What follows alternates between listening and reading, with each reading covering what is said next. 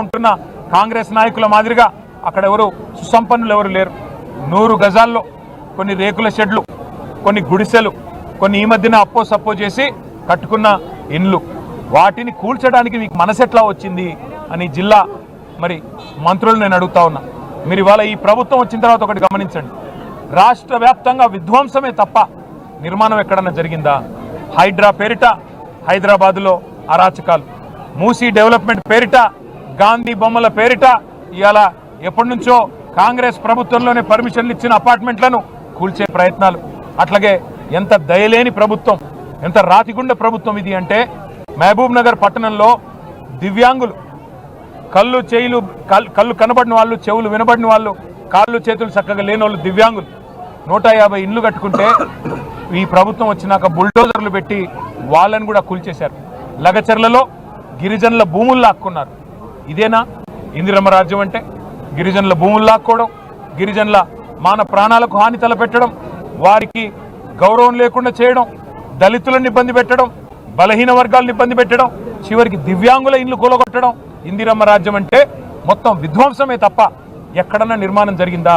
ఆలోచించండి. నేను ఖమ్మం జిల్లా మంత్రులను కూడా ఒకటే అంటా ఉన్నా, మీరు మీ అధికార తొత్తులు, మీరు ఎన్ని డైలాగులు కొట్టినా వాస్తవాలు వాస్తవాలుగానే ఉంటాయి. ఆ పట్టాలు ఖచ్చితంగా జెన్యూను. మీ పక్కన ఉండే దొంగలు కొంతమంది 3 రియల్ ఎస్టేటు వ్యాపారులు, వారి ప్రయోజనాల కోసం 3 మంత్రులు పనిచేస్తూ ఉన్నారు. వాళ్ళెవరో మీకు తెలుసు, మాకు తెలుసు. సందర్భం వచ్చినప్పుడు పేర్లతో సహా బయట పెడతాం. ఖచ్చితంగా ఆ 3 రియల్ ఎస్టేట్ వ్యాపారుల కోసం ఇవాళ మీరు దాదాపు 910 కుటుంబాలని మెడలు బట్టి రోడ్డును నూకినందుకు వారి శాపాలు, వారి ఆక్రోశం, వారి కన్నీళ్లు ఉత్తగానే పోవు. తప్పకుండా ఆ కన్నీళ్లలో మీ ప్రభుత్వమై కొట్టుకపోయే రోజు వస్తుందని చెప్పి కూడా నేను హెచ్చరిస్తా ఉన్నా. జరిగిన తప్పును సరిదిద్దుకోండి. అధికారం మత్తులో ఇవాళ మీరు చేసిన తప్పును మంత్రులకి నేను విజ్ఞప్తి చేస్తా ఉన్నా, డిమాండ్ చేస్తా ఉన్నా, వెంటనే సరిదిద్దుకోండి. అక్కడ ఇల్లు కట్టివ్వండి.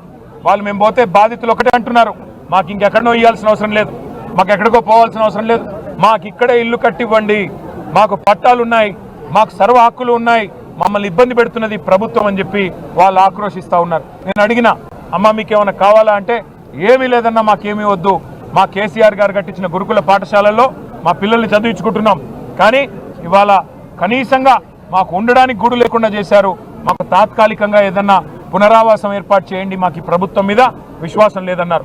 మా పార్టీ తరఫునే నేను అందుకే వారికి మాట ఇచ్చాను, తాత్కాలిక పునరావాసం మేమే ఏర్పాటు చేస్తాం. అట్లాగే వారు న్యాయపరంగా పోరాటం చేయడానికి కూడా సంపూర్ణంగా పార్టీ అండగా నిలబడుతుంది. అన్ని రకాలుగా కూడా వారికి అండగా మేము నిలబడతామని చెప్పి కూడా వారికి మాట ఇచ్చాను. దాంతోపాటు నేను ఇంకొక మాట కూడా మళ్ళీ ప్రత్యేకంగా మీడియా కూడా విజ్ఞప్తి చేయదలుచుకున్నాను. దయచేసి మీడియా, మీరు ప్రజాస్వామ్యంలో పేదల గొంతుకై నిలవాల్సింది మీడియా, పేదల గొంతుకై గర్జించాల్సింది మీడియా. వారి పేదల ఆక్రోశం వినండి, వారి గాథని, వారి వ్యధని వినండి. ప్రపంచం దృష్టికి, రాష్ట్ర ప్రజల దృష్టికి, ప్రభుత్వం దృష్టికి తీసుకొని పోండి.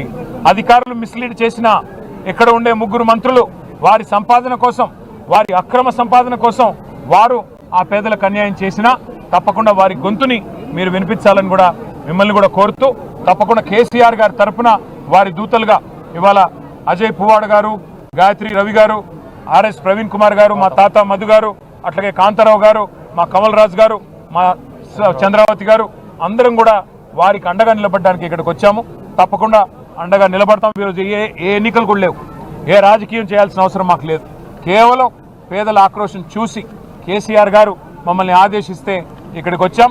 ఈ రాష్ట్రంలో జరుగుతున్న విధ్వంస కాండ, ఈ రాష్ట్రంలో కూలుస్తున్న పేదల ఇండ్లు, ఇందిరమ్మ రాజ్యం పేరిట ఈ రాష్ట్రంలో ఈరోజు పేదల మీద కత్తిగట్టి పగబట్టి ఏ రకమైన విధ్వంసకాండ జరుగుతుందో, ఏ రకమైన దమనకాండ జరుగుతుందో దాన్ని మళ్ళీ ఒకసారి రాష్ట్రానికి, దేశానికి తెలియజెప్పే విధంగా మరి అందరికీ చెప్పడానికి ఇక్కడికి వచ్చాం.